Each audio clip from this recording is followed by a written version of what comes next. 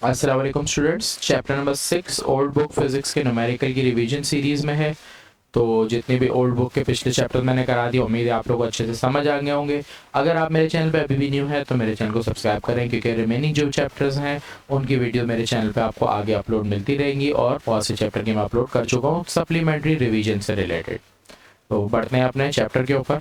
Chapter number 6 सवाल में दे रहा है, at what distance from the earth center of earth does the value of g become half of the value on the surface of earth। सही सवाल का तरीका है, थोड़ा सा ध्यान रखना कि किस तरीके से सॉल्व होगा। सवाल में आपको डिस्टेंस पूछ रहा है, इसका मतलब यहाँ r से लिखते हैं। हमें जिस r पे वैल्यू मालूम करनी है, वहाँ बता रहा है g की वैल्यू हाफ हो रही है, तो न्यू g की वैल्यू को g डैश से आप लोगे, और हमें हाफ दे रहा है, इसका मतलब g अपॉन 2। 1/3 बोलता है तो g अपॉन 3, 1/4 बोलता है तो 1/4, उस तरह से लेते। सही। जो बेसिक फॉर्मूला इसमें यूज होगा वो g है, small g is equal to capital G me upon R E square है। सही है, तो ये आपका फॉर्मूला है। अगर बात करें तो g डैश में इस फॉर्मूले को जब लिखेंगे तो ये हो जाएगा g dash is equal to G me upon R dash square. तो ये जो हमें वैल्यू मालूम करनी है रेडियस r डैश पे मालूम करनी है। g डैश की वैल्यू हमें बता रहा है कि g अपॉन 2 है, यहाँ पे रखी G me upon R E square. R square या आर ई स्क्वायर बात एक ही होती है। सही। अब हमें यहाँ पर क्या है, g नजर आ रहा है, तो हम g का फॉर्मूला यहाँ पे रखेंगे वापस। g की जगह आप लिखोगे G me upon R square, बाकी सारी अपनी जगह पे वैल्यू, यहाँ 2 था वो लिखा, इक्वल्स टू के बाद G me upon R dash square था। सही है, ये स्क्वायर मैंने यहाँ नीचे लगा दी गलती से। अगर आप सामने देखो तो जी एम ई से जी एम ई कैंसिल हो गया, आपके पास बच रहा है 1/2 r square, 1/r dash square. अब क्रॉस मल्टीप्लाई करेंगे तो r डैश स्क्वायर इधर आ जाएगा, 2r स्क्वायर इधर आएगा, स्क्वायर हटाएंगे तो सामने अंडर रूट 2r स्क्वायर। 2 का अंडर रूट अगर हम लेते हैं तो 1.414 आता है, स्क्वायर से रूट कटेगा r, तो ये आपका आंसर है। फर्ज कर लो अगर आपको r या आर ई की वैल्यू गिवन होती तो आप मजीद यहाँ पर आर की वैल्यू रखते, अगर गिवन होती है तो ही रखते, वरना रखने की जरूरत नहीं होती। सही है, तो ये आपका सवाल था, यहाँ तक खत्म हो गया। क्वेश्चन नंबर 2, इस सवाल में ये इंपॉर्टेंट सवाल है, इस तरह के सवाल आते हैं। क्वेश्चन 2 में बोला planet of Jupiter as mass 314 times the earth radius. उसके बाद the radius of earth is 113 times the larger than the earth, find the acceleration due to gravity on surface of Jupiter। तो सवाल कहना इस तरह चाह रहा है कि जो जुपिटर है उसका मास है 314 टाइम्स अर्थ से है, उसका जो रेडियस है वो 11.3 टाइम्स अर्थ के रेडियस से है। तो डेटा, अगर मैं चीज़ों को देखूं तो मुझे आपको दिया हुआ है मास ऑफ जुपिटर, तो जे से लिखेंगे, mass of Jupiter 314 time mass of earth दे रहा है, तो इस तरह लिखेंगे।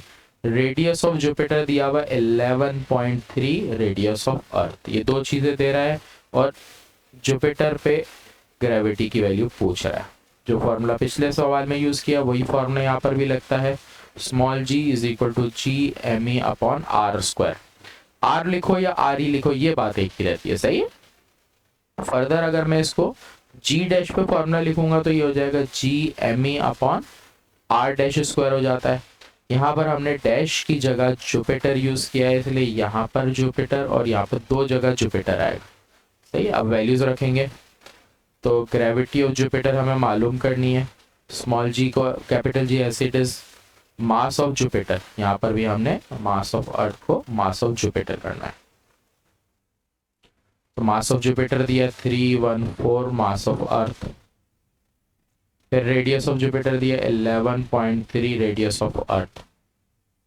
सॉल्व करेंगे कैलकुलेटर में तो नंबर है 314 शुरू में आ जाएगा, उसके बाद बच रहा है कैपिटल जी एम ई, नीचे स्क्वायर करेंगे तो 11.3 का आपने स्क्वायर करना है कैलकुलेटर में, 11.3 मल्टीप्लाई बाय 11.3 करोगे, 11.3 स्क्वायर, ये आ रहा है 127.69। आपके पास आ रही है तो आर ई पे भी स्क्वायर आ जाएगा। उसके बाद आपने 314 और इसको डिवाइड करना है, 314 डिवाइडेड बाय 127.69, 127.69, तो ये आ गया आपका 2.45। बाकी आपके पास जो वैल्यू बच रही है वो G M E upon R E square बच रही है।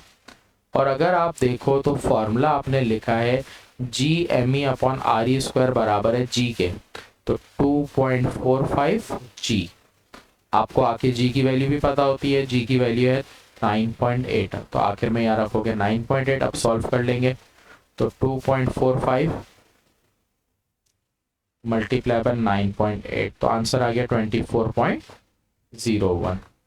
तो ये आ गया ग्रेविटी ऑफ जुपिटर, ग्रेविटी का यूनिट मीटर पर सेकेंड स्क्वायर। सही, तो ये आपका आंसर आएगा क्वेश्चन नंबर 2 का। इससे मिलते जुलते आगे भी सवाल है, तो मैं आपको आगे भी बता रहा हूँ, ये सवाल भी इसी जैसा ही है। अब radius of moon 27%, radius of moon तो R M, 27% radius of earth. जब कभी भी परसेंट में दिया जाता है उसको 100 से डिवाइड करते हो तो 0.27 आर ई। उसके बाद दे रहा है मास 1.2 अर्थ, तो मास ऑफ मून कितना गिवन है 1.2% द मास ऑफ मून। इसको भी 100 से अब जब डिवाइड करोगे तो 0.012 एम आ जाएगा। तो सवाल वैसे ही है, ग्रेविटी ऑफ मून निकालनी है। सही। इसके अलावा आखिरी चीज बोल रहा है how much does 980 body weight there, तो वेट ऑन मून भी पूछ रहा है। सही। तो एक मेथड तो आप पूरा खुद करोगे जैसे मैंने सिखाया। वेट वाला फॉर्मूला आपको मैं बता देता हूँ। तो वेट ऑन मून का फॉर्मूला होता है mass divided by gravity of moon. तो ग्रेविटी ऑफ मून जो आप कैलकुलेट करोगे वो लिखोगे, और मास निकालने के लिए आपके पास फॉर्मूला होता है m is equal to W divided by G. सही। तो w की वैल्यू देखो आपको दी हुई है 980, g की वैल्यू 9.8 होती है। इनको डिवाइड करेंगे तो मास मेरे पास 100 आ रहा है, तो 980 डिवाइडेड बाय 9.8, 100। सही। तो मास की वैल्यू आप 100 यूज करोगे यहाँ पर, और ग्रेविटी ऑफ मून जैसे मैंने पिछले सवाल में मेथड सिखाया वैसे आप सेल्फ प्रैक्टिस करोगे। नहीं आया तो फिर भी आप मुझसे व्हाट्सएप पे कांटेक्ट करके पूछ सकते हो। सही, कोई इशू हो तो। क्वेश्चन नंबर 4 डेप्थ का जिक्र कर रहा है, तो डेप्थ का आपके पास फॉर्मूला होता है, सॉल्यूशन फॉर्मूला मतलब 1 minus D upon R into G. तो ये आपका जी डैश का फॉर्मूला है डेप्थ के वक्त। सही। आर लिखो या आर ई लिखो, बात एक ही रहती है। सही। तो how deep from the surface of earth where the acceleration due to gravity is half. मैं acceleration due to gravity G dash बता रहा है, हाफ मतलब जी अपॉन 2। हमें डेप्थ पूछ रहा है डी। तो ये आपका डेटा है और आपका ये फॉर्मूला है। वैल्यूज हम रखेंगे, हमें जी डैश की वैल्यू दी हुई है जी अपॉन 2, तो यहाँ पे लिखेंगे g divided by 2, 1 minus D upon R E into G. आपको दोनों तरफ g नजर आ रहा है, कैंसिल हो गया। आपके पास यहाँ बचा 1/2, 1 माइनस डी अपॉन आर ई। सोल्यूशन तरीके से होगा, ये वैल्यू माइनस की है पूरी वहाँ जाएगी, तो d अपॉन आर ई वहाँ चला जाएगा, और 1/2 पूरा यहाँ पर आएगा। सही है। 1 माइनस 1/2, ये d अपॉन आर ई।